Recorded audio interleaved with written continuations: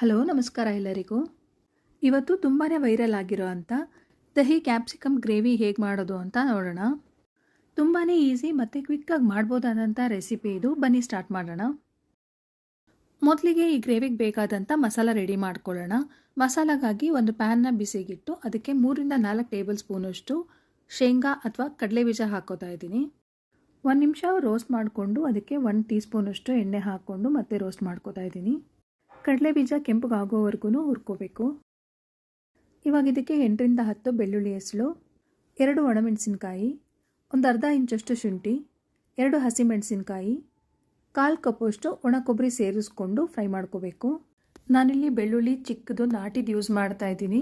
ದಪ್ಪದಾಗಿರೋದು use ಮಾಡೋರು 3-4 ಹೆಸಳು ಹಾಕ್ಕೊಂಡ್ರೆ ಸಾಕು. ರೋಸ್ಟ್ ಮಾಡ್ಕೊಂಡಿದ್ದಾಗಿದೆ. ಇದನ್ನು ತಣ್ಣಗಾಗೋದಕ್ಕೆ ಬಿಡೋಣ. ಇದು ತಣ್ಣಗಾಗೋ ಅಷ್ಟರಲ್ಲಿ ಒಗ್ಗರಣೆ ಮಾಡ್ಕೊಳ್ಳೋಣ. ಒಂದು ಕಡಾಯಿನ ಬಿಸಿಗಿಟ್ಟು 3 ಟೇಬಲ್ ಸ್ಪೂನಷ್ಟು ಎಣ್ಣೆ ಹಾಕ್ಕೊಂಡಿದ್ದೀನಿ. ಎಣ್ಣೆ ಬಿಸಿ ಆದಮೇಲೆ 1 ಸ್ಪೂನ್ ಸಾಸಿವೆ, 1 ಸ್ಪೂನ್ ಜೀರಿಗೆ, 1 ಸ್ಪೂನ್ ಎಳ್ಳು ಮತ್ತು 2 ಈರುಳ್ಳಿನ ಉದ್ದುದ್ವಾಗಿ ಹೆಚ್ಚಿ ಹಾಕ್ಕೊಂಡಿದ್ದೀನಿ. 1 ನಿಮಿಷ ಫ್ರೈ ಮಾಡ್ಕೊಳ್ಳೋಣ ಈರುಳ್ಳಿನ. ಇವಾಗ ಕ್ಯಾಪ್ಸಿಕಮ್ ಹಾಕ್ಕೊಂಡು ಫ್ರೈ ಮಾಡ್ಕೋತಾ ಇದ್ದೀನಿ. ನಾನಿಲ್ಲಿ 2 ಕ್ಯಾಪ್ಸಿಕಮ್ನ ಉದ್ದುದ್ವಾಗಿ ಹೆಚ್ಕೊಂಡು ಸೇರಿಸ್ಕೋತಾ ಇದ್ದೀನಿ. ಇದನ್ನು ಕೂಡ 1 ನಿಮಿಷ ಫ್ರೈ ಮಾಡಿಕೊಂಡ್ರೆ ಸಾಕು.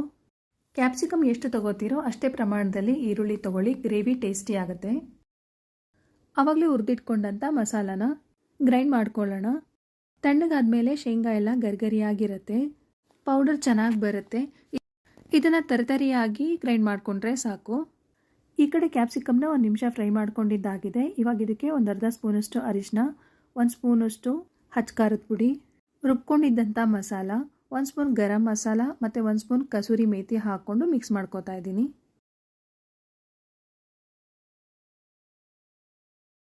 ಎಲ್ಲನೂ ಚೆನ್ನಾಗಿ ಮಿಕ್ಸ್ ಮಾಡಿ ಲಿಡ್ನ ಕ್ಲೋಸ್ ಮಾಡಿ ಲೋ ಫ್ಲೇಮಲ್ಲಿಟ್ಟು 3-4 ನಿಮಿಷ ಬೇಯಿಸ್ಕೋಬೇಕು.